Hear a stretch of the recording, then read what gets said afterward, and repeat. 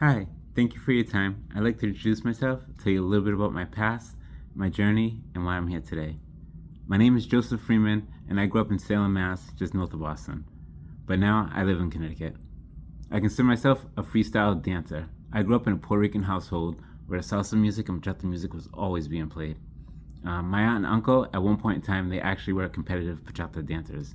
So I used to always say that dancing was in my blood, dancing is who I am. When I was at an appropriate age, we'll say, I started going to local dance clubs because I love the music, the atmosphere, and the environment, and just the energy altogether. But I would say that my dancing career didn't really start until I went to college.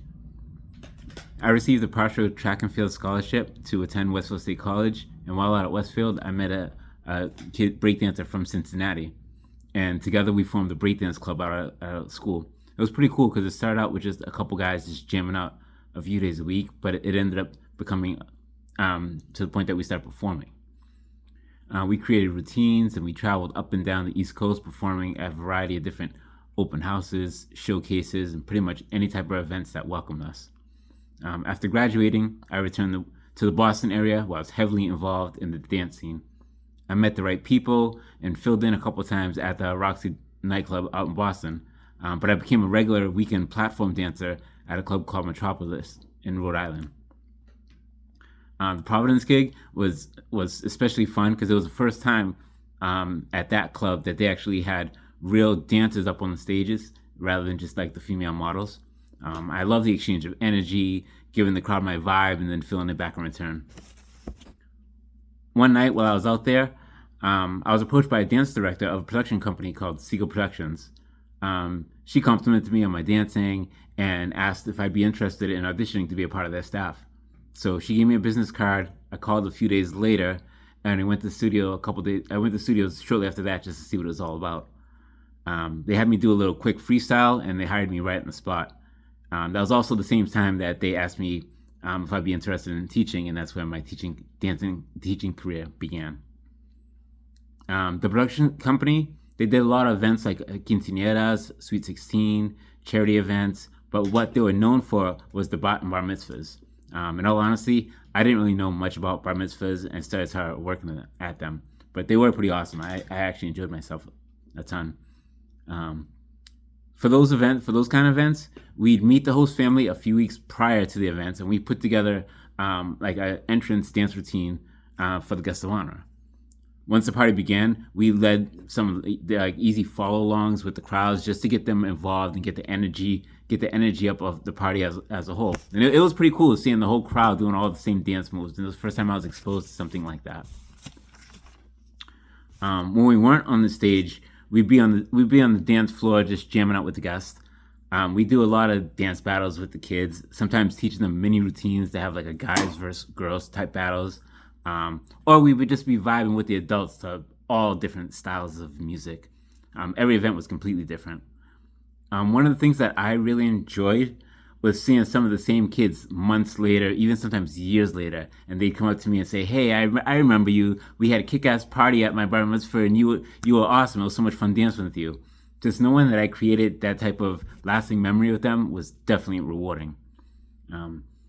After many years, I eventually ended up moving up to New Hampshire, and I joined a different production company, but I still taught hip-hop and breakdancing, and I was still doing the same type of corporate events. As a dance instructor there, that's when I was introduced to Joe Zolo as he became one of my students. He definitely was one of the standout ones, and he was there for a bunch of years, and he got to the point that he grew into the company, and he actually did some of the bar mitzvahs with me. So that was pretty fun. After about 16 years or so of teaching and 18 years of performing, I knew that it was time for me to move on. I decided to settle down, get married, have a child, divorce shortly after, and I put all my focus on just being the single dad to my little princess. I didn't have a father growing up, so I wanted to be the father to my child that I wish I had. As my daughter got older, she's now 10, I found that I had a little bit more free time, and I felt the need to rediscover myself. My partner, knowing my dancing background, she gifted me with some dance lessons to like this local studio.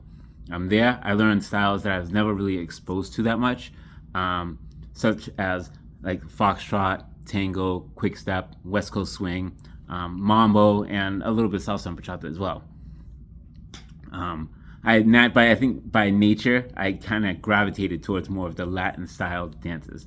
And actually, they had a salsa dance team in which they asked me to be a part of, but unfortunately, due to their demanding schedule and my schedule as a single parent, the timings didn't line up and it just didn't work.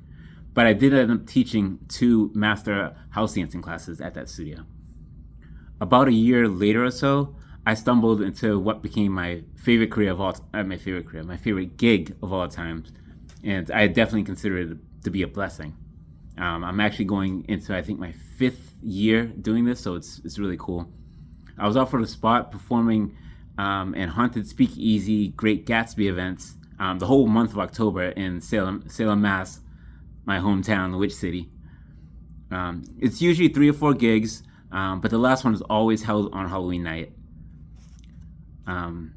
Anyone who's familiar with Salem, October is the time of the year where it draws people from all over the U.S. and all of the different parts of the world. I've met people from everywhere, and the kindest and sweetest people. So being a part of these events, I definitely feel like it was good karma coming around in full circle. At these events, another crew member and I, we start the night off doing like a West Coast swing demo. And then we teach the crowd some simple solo moves and some partner work that they could do like throughout the whole night. Once the band starts playing, I kind of float in and out of the crowd, just dancing with the guests, making sure everyone is included and everybody's having fun. The most gratifying part is when people return year after year and they come back and they brought friends with them and they tell me how much fun they had and that they were excited to be back and how they went back home and they were bragging to all their friends like, oh, you have to come check this out.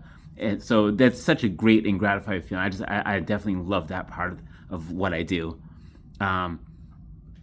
Since there was actually no title for what it is that I did with these events, we actually came up with the title as a party motivator.